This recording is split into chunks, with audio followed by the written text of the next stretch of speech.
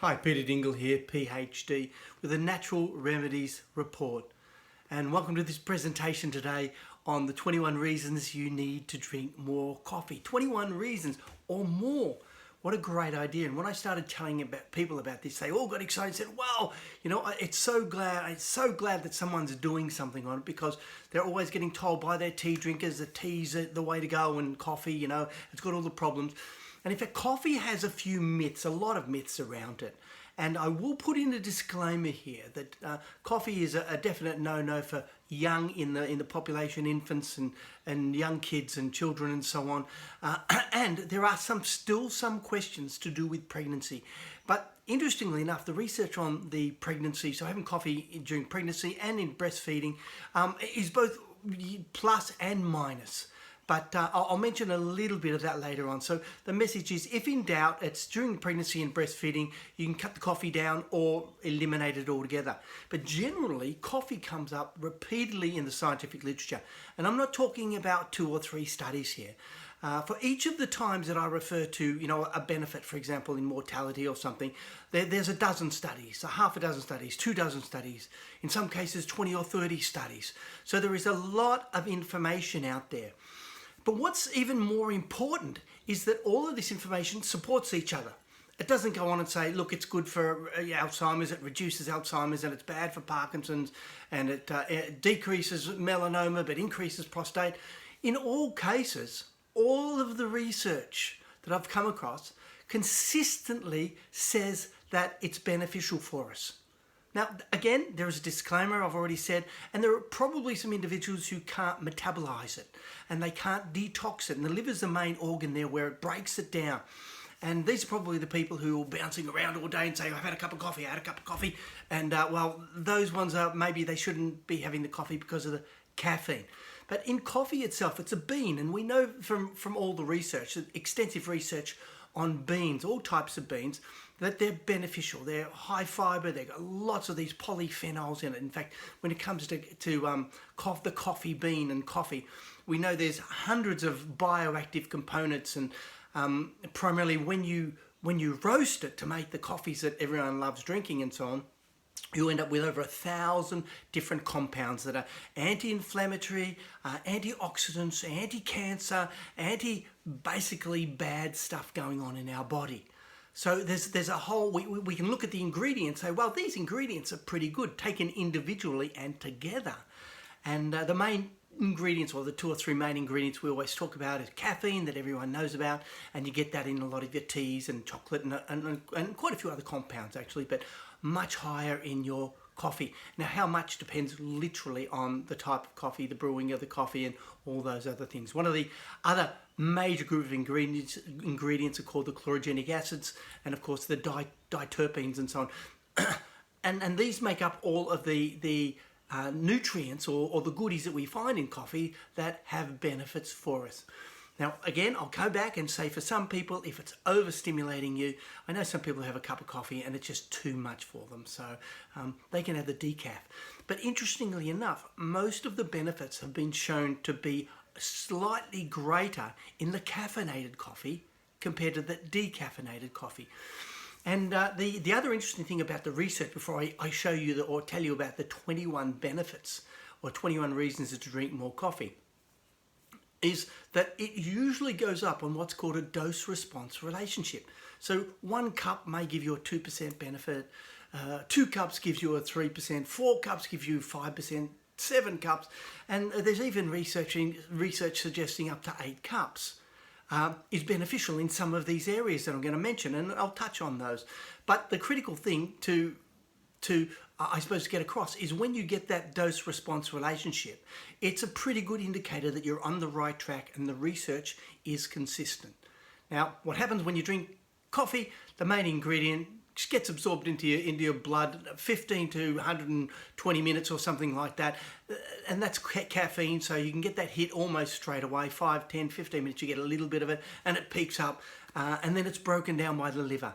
And the liver is one of the first ports of call for all the things going through your digestive system. And fortunately, it has some benefits on the liver too.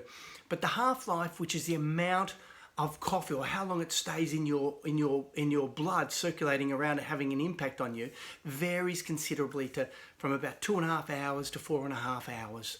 And again, probably some people, it will last even longer. So it's hanging around, having an effect, keeping them stimulated. So what are the benefits of them? Well, the first one, and I may lose track of the numbers here, but the first one is decreased mortality. The research actually shows that more than 4 cups of coffee a day, okay, leads to a decrease in overall mortality. Now, these are all the people who die from the heart attacks, the strokes, the cancer, the various other conditions out there in terms of chronic illness and so on. And there's something between a 12 and 17% reduction in mortality. And the 17% is at the 4 cups or more a day. Some people out there are saying, wow, that's fantastic. I love that idea. And then obviously the biggest killer out there is cardiovascular disease. And so onto the second one, there's a 20% reduction in strokes. So stroke is a major cause of cardiovascular disease and mortality, and just with 2 cups of coffee, a reduction of 20%. Atherosclerosis, which is when the plaque becomes hardened from the calcium on the inside of the plaque and becomes unresponsive and so on, then you see a reduction in atherosclerosis. The lipoproteins, some of you would know it as the cholesterol, the very low density lipoproteins. A reduction in them. You also see, I suppose, a reduction in the blood fats as well. And so, number 4 and 5, they're the blood fats and the lipoproteins. So all the cardiovascular indicators, even a reduction in blood pressure. For every cup of coffee. Now, this is interesting because when some people have coffee, they actually feel like their blood pressure's gone up a little bit. But the research tends to suggest, and not just one, but more than a half a dozen or so studies, show there's about a 2% reduction in blood pressure with every cup of coffee. Now, it's a dose-response relationship, which means that when you have about 4 or 5 or 6 or 7, you get about a 10% reduction in your blood pressure. Now, this doesn't mean just right now, here and now. So when you have it, your blood pressure drops and you think, wow, you know what, I can get it checked out. This is over a long period of time. The people who consume more coffee over a long period of time have lower blood pressure. That's how it works. Then you get on to all the related symptoms of metabolic syndrome and high blood pressure, cardiovascular disease, diabetes are all linked in this I suppose, collection of different symptoms that we call metabolic syndrome. So I've already said the blood fats go down. Metabolic shows up sometimes in gestational diabetes or gestational conditions when women are pregnant and so on. And it's been shown to reduce some of those conditions as well. As I said, there's a pros and cons. So some of the gestational disorders, I think we're probably up to about 8 now. The 8th reason, and weight loss. Weight loss is a great one and a big issue in our society. And weight loss shows up consistently to be benefited in terms of coffee. So having a couple of cups of coffee a day or more stimulates, and it's got different reasons. It's got the thermogenic effect. In other words, it increases the muscle burning up the extra fat and so on, the stimulation of your own mental capacity and so on, so you're a little bit more active and all. There's a half a dozen reasons or more why coffee has been related to that, but it's shown to decrease the fat mass in your body, decrease your body mass index, which is the gauge that we have for how overweight, obese or normal you are. And of course, in that weight loss one, the third category in there was it decreases your waist circumference. And we're talking just small changes here. What I call when it comes to weight loss, and you'll see some of my other YouTubes on my other videos on weight loss and so on. These are the 10% or the 5% factors. They're not going to cause you to use weight loss, although it is often added to weight loss products. So hence we know that it does work, and hence it's added to these products. Now here comes the big one. So that's cardiovascular and all the metabolic syndrome ones. Probably around about 9 or 10 now. We're talking about cancers. Overall, there's a decrease of 18% for all overall types of cancer. So in general, cancer reduction of about 18%. Now, here it is. I'm talking to you, and I've just said, well, I've got this great new drug. It decreases mortality by up to 17%. It decreases metabolic syndrome. It decreases blood pressure. It decreases cancer. It decreases and all these things. You go, wow, what is it? And it's coffee. And it's coffee. So there's a decrease, 18% decrease in coffee when you consume a couple of cups of coffee. Now, when you break that down, for example, and this is the 10th benefit, melanoma, skin cancers, there's a 3 to 4% decrease for every cup of coffee you have, up to about 20%. Now, what a lot of people don't realise is that they actually believe that, skin cancer is caused by the sun. Yes, the sun is involved, but there are many dietary and lifestyle factors apart from the sun linked in with skin cancers. And one of those things is obviously the antioxidants and the anti-inflammatory compounds that are in your blood and in your skin as a result of your diet. So here we see up to a 20% reduction in melanoma skin cancers as a result of consuming 4 or 5 or 6 more coffees a day. So again, a dose-response relationship. Prostate cancer, gentlemen, here's some good news. Prostate cancer, a decrease of 18%, and the biggest decrease when they were looking at prostate cancer was in the lethal prostate cancer. So the terminal, very advanced, very aggressive type cancer, prostate cancer, and they saw up to 60% reduction in prostate cancer. Now, that doesn't mean if you've been diagnosed with prostate cancer that you go and start drinking a lot of coffee. It doesn't work that way. It's about these are the protective, ongoing effects. But if you like your coffee, you can say, well, hey, this is helping it down there, guys. So as a result, you can consume it knowing that it's probably going to benefit all these other areas in your health and well-being and so on. In terms of the women, there's an 8 to 20% reduction in endometrial cancer, and that's about a 4 to 5% reduction with every cup. Breast cancer, ladies, 4% reduction in breast cancer from a cup of coffee a day, 1 cup of coffee, and of course a few more cups adds on to 6, 7, 8%. It's again a slight dose response relationship. So all of these cancers, and as I mentioned earlier, another cancer that's very closely linked with all of this is a reduction in liver cancer, because the liver is one of the first ports of call for all of the things being digested. It's absorbed into the blood and straight through to the liver, where the liver breaks it down, and that's our main internal detox organ. And what we find is that there are many benefits in terms of the liver condition, but in terms of liver cancers, up to 45% reduction in liver cancers with more than seven or more cups a day. So you're going, wow. Now, I think about 50% of the liver cancers are in China. Developing countries tend to have higher levels of liver cancer than in the developed countries like Australia, US, UK and New Zealand and so on, and Europe. But we actually see a reduction in this. So we see a reduction in all of these types of cancer. So there's 5 or 6 different types of cancer, and overall cancer mortality is decreased by 18% just by having some cups of coffee a day.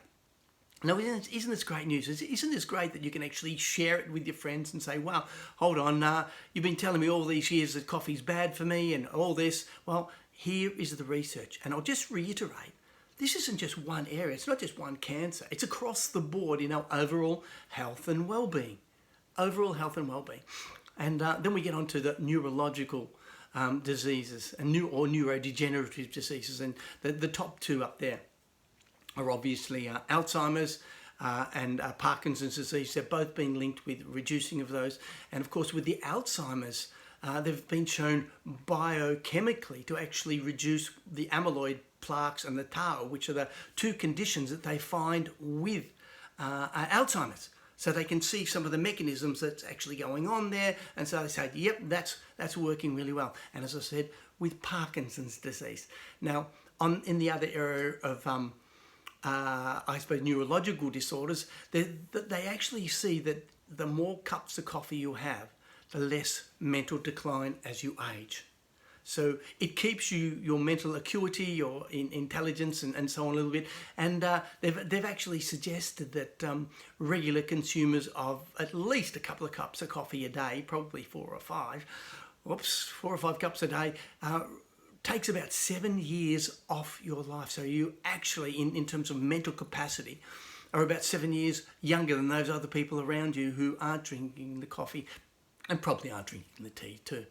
Because later on you'll hear me tell you many of the benefits of tea, and you'll see a lot of benefits of the same type of things. Now, on the topic of mental health, number 18 out of my 21 plus is depression, and there's a literally what is it? There's an 8 to 24% reduction in depression associated with coffee drinking.